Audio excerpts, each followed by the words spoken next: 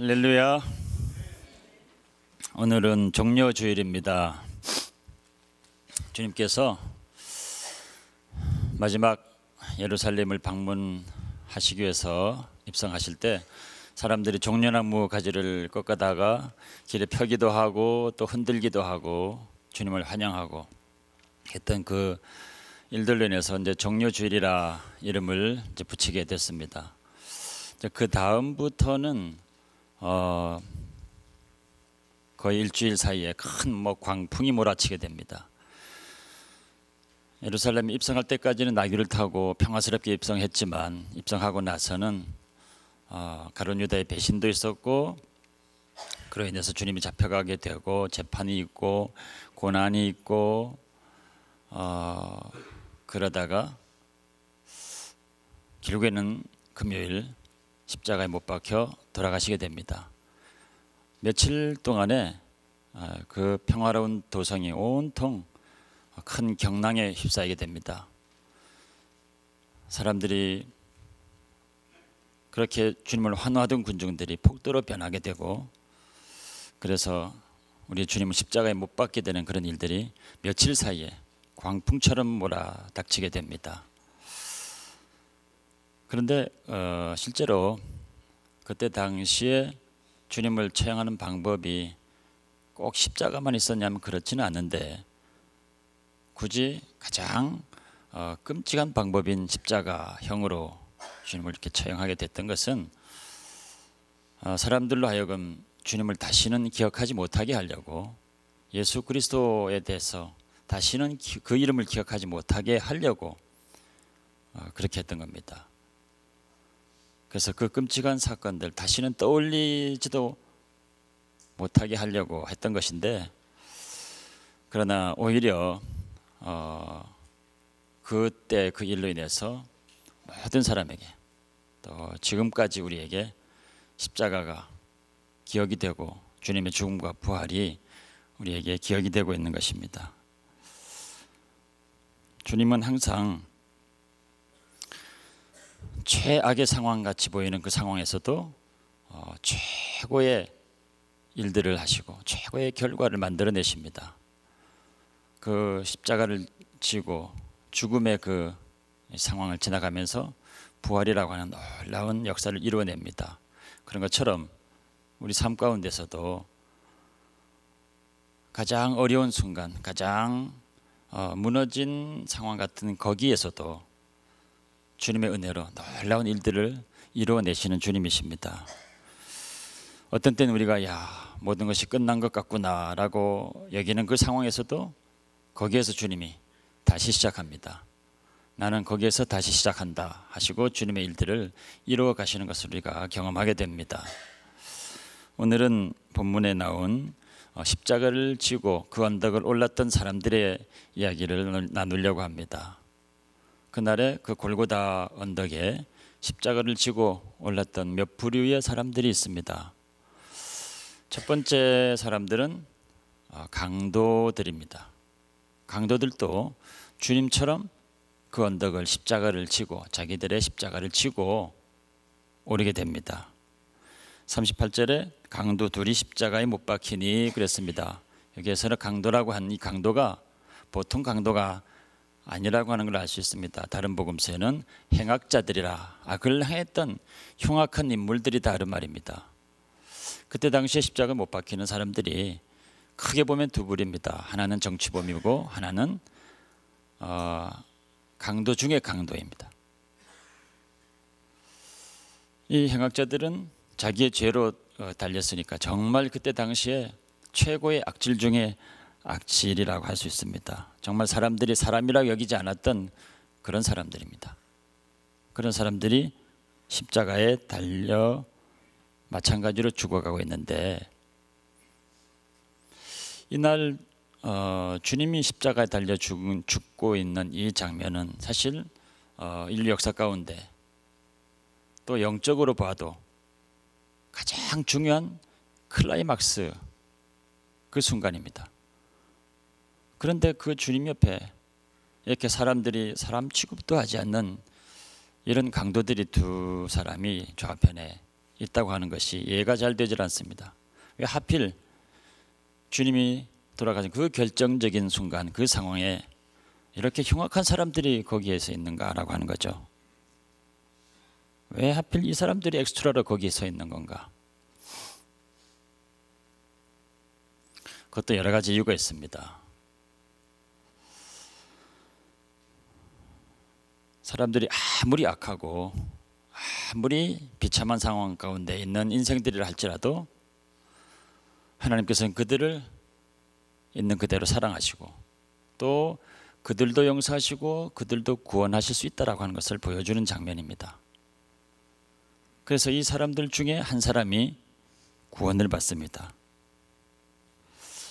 그러면 하나님께서 그런 인생들도 그렇게 사랑하시는 분이면 둘 중에 왜 한 사람도 멸망을 받습니까?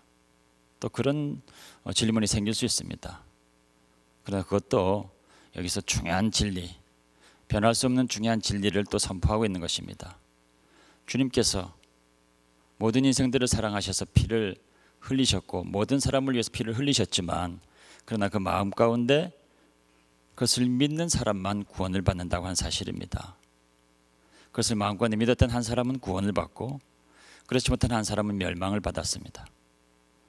출애굽할 때도 똑같았습니다. 출애굽할 때도 6월절 때 어린 양이 피를 흘리게 됩니다.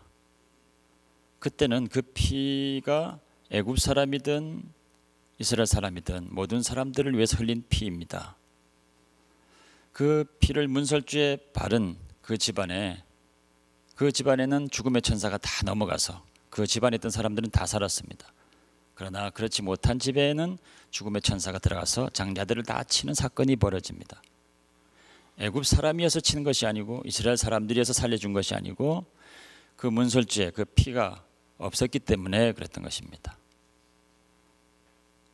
마찬가지로 주님은 모든 사람들을 위해서 그들을 사랑하시고 피를 흘리셨습니다. 좌우편에 있는 그 강도 모두를 위해서 피를 흘리셨지만 한 사람은 그것을 믿고 구원을 받고 한 사람은 그렇지 않고 멸망을 받게 되더라는 것입니다. 뿐만 아니라 이 한 강도가 거기에서 구원을 받았다는 사건, 이 사실이 이후에 많은 사람들에게 도전이 되었습니다. 한 인생이 어떻게 살았던지 간에 그 마지막이라도 죽기 전에 정말 진실하게 주님을 영접하고 믿음을 고백하면 모든 죄를 용서받고 구원을 받을 수 있다라고 하는 겁니다. 그것이 은혜가 되어서 소망이 되어서 많은 사람들이 끝까지 전도하기를 포기하지 않고 기도하기를 포기하지 않고 그렇게 많은 사람들을 전도했습니다. 그래서 마지막 순간에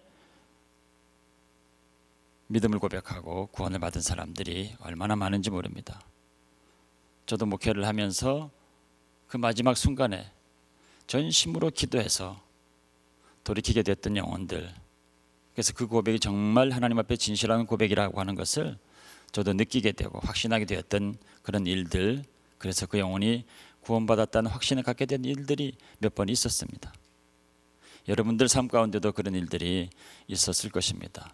그와 같이 인류 역사에 많은 사람들이 이 내용을 믿고서 마지막까지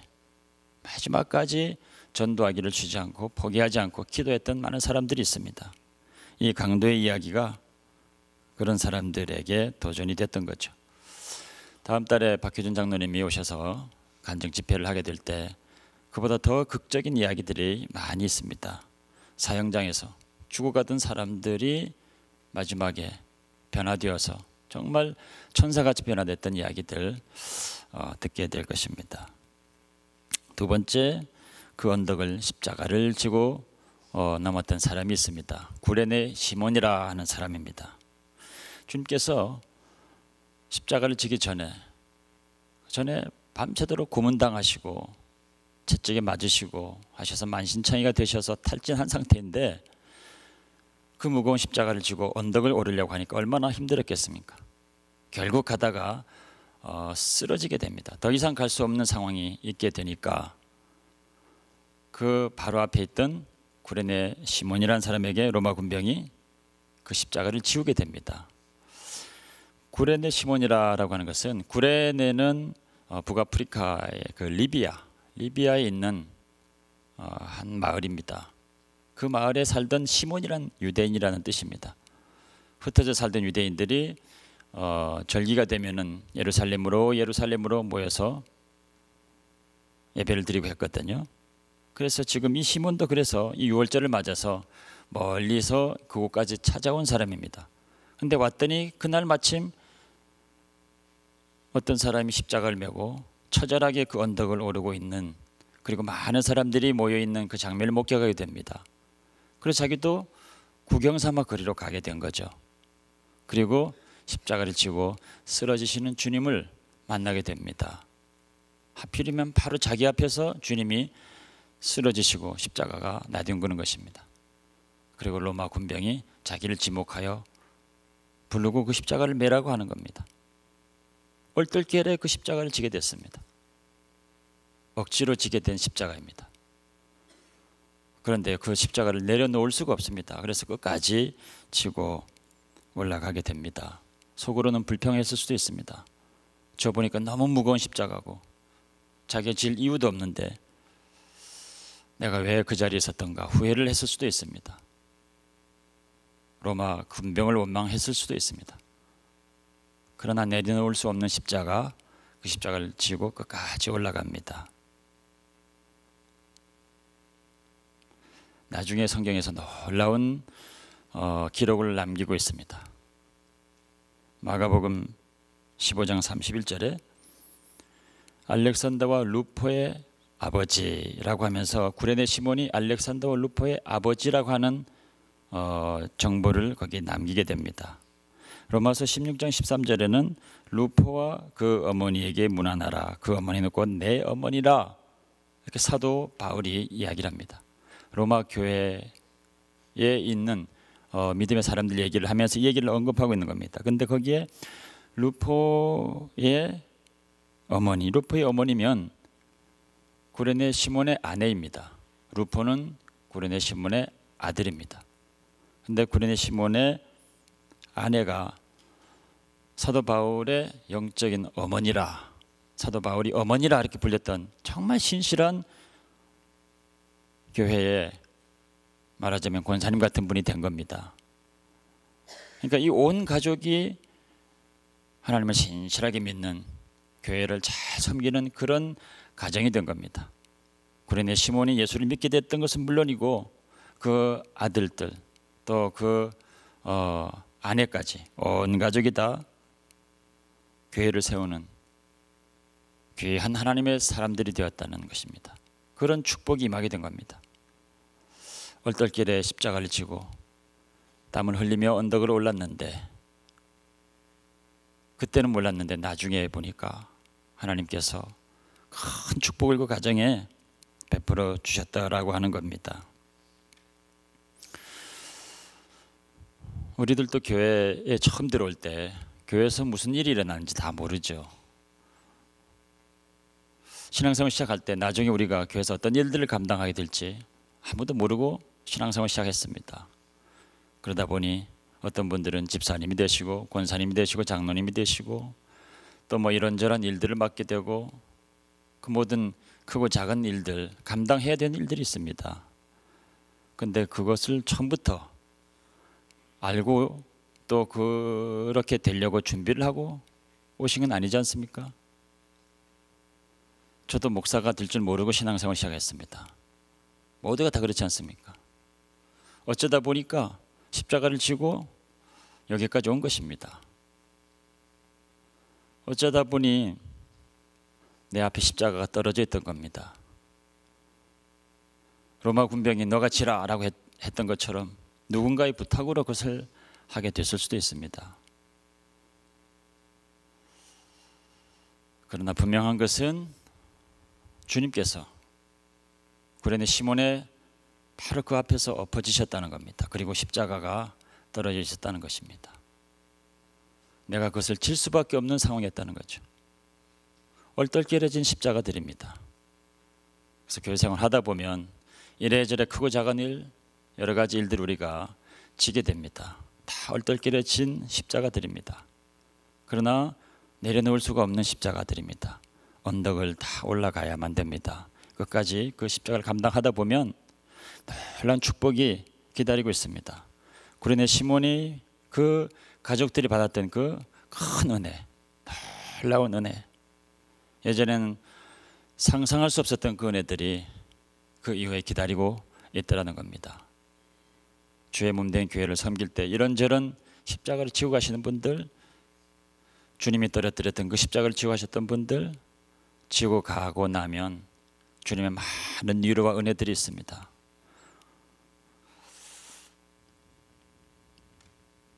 마지막으로 주님이 지신 십자가입니다.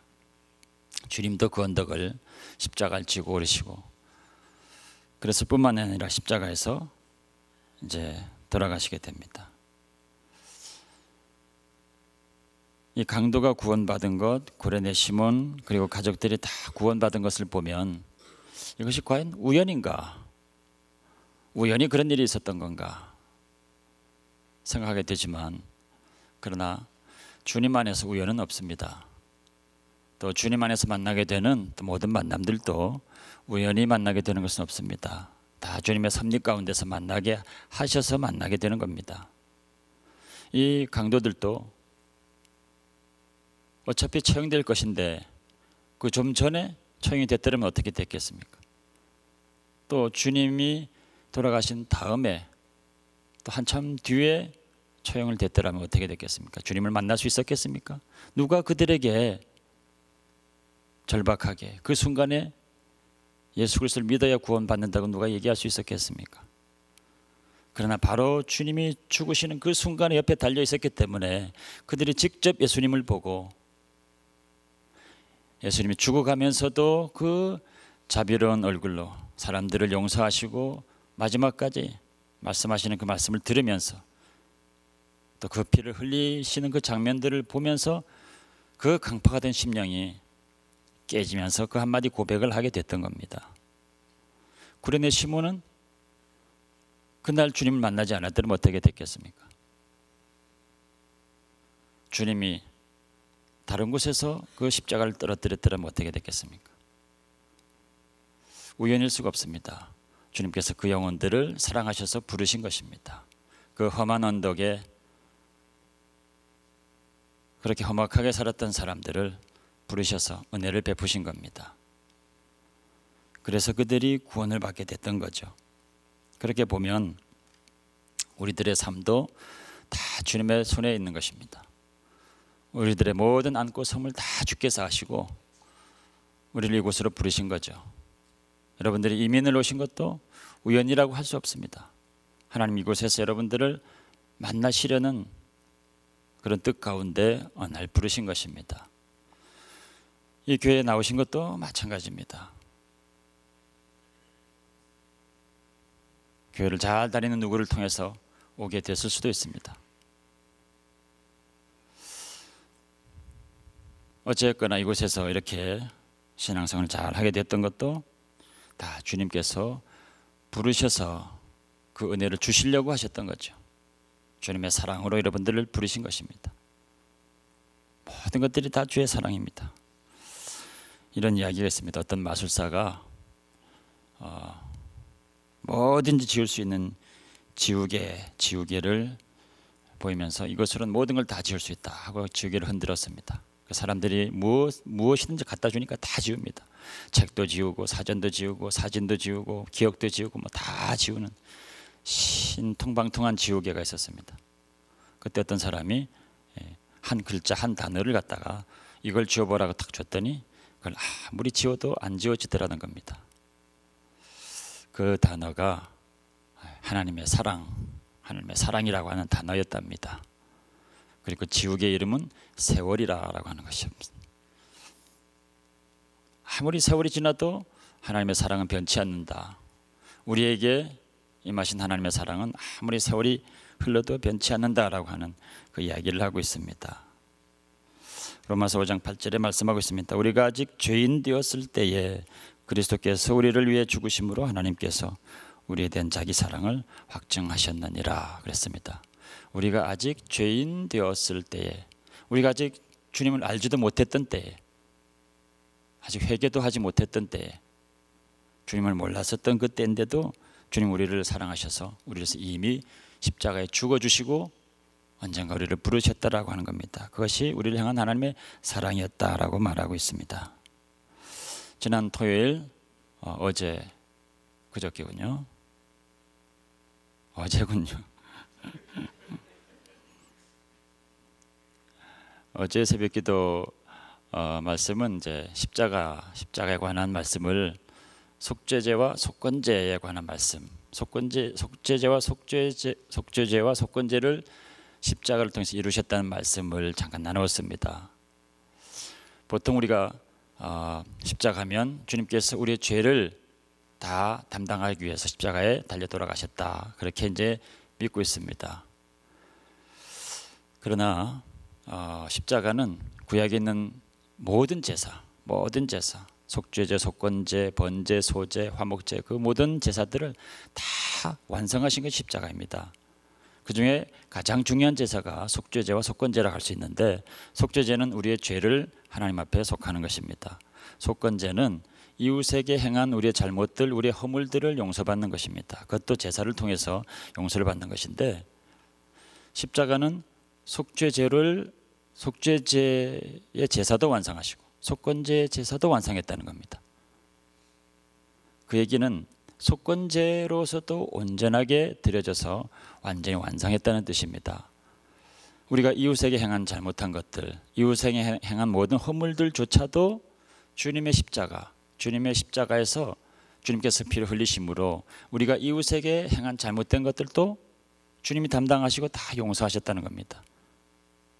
그래서 우리가 하나님을 사랑하고 이웃을 사랑하고 하는 것도 주님께서 십자가에서 다 그렇게 담당하셨기 때문에 우리가 하나님을 사랑한다고 할 뿐만 아니라 이웃을 사랑할 수 있게 되는 것입니다. 그래서 너희는 서로 사랑하라 하는 말씀을 그래서 자꾸 하게 되는 것이죠. 주님께서 그 모든 것들을 다 이루어 놓으셨다, 믿음을 가지고 너희들은 서로 사랑할 수 있으니까 서로 사랑하라 말씀을 하신다는 겁니다. 그 내용을 어제 잠깐 나누었습니다. 십자가에서 이루신 많은 것들이 우리가 미처 잘 헤아리 알지 못하던 많은 것들이 있더라라고 하는 것을 말씀드렸습니다. 이렇게 그 십자가를 지고 언덕을 올랐던 여러 사람들이 있었다고 그랬습니다. 그 사람들이 졌던 모든 십자가가 다 모여져서 내 안에 주어진 것이 자기 십자가, 나의 십자가입니다.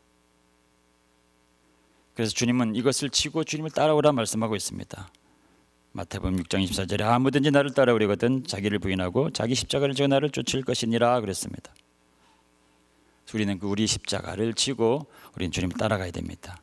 우리 십자가를 질 때는 반드시 나를 부인하고 쫓아가야 되는데, 그래서 갈라디아서 2장 20절에서 말씀하고 있습니다. 내가 그리스도와 함께 십자가에 못 박혔나니 그런즉 이제는 내가 사는 것이 아니요 오직 내 안에 그리스도께서 사신 것이라. 그래서 나를 부인하고 내 십자가를 져야만 부활절에 주시는 놀라운 비밀과 그 은혜들을 우리가 다 깨닫고 경험하고 누릴 수 있게 되는 것입니다. 자기 십자가를 지고 부활절 아침을 준비하시는 여러분들 다 되시기를 주의 이름으로 축원합니다.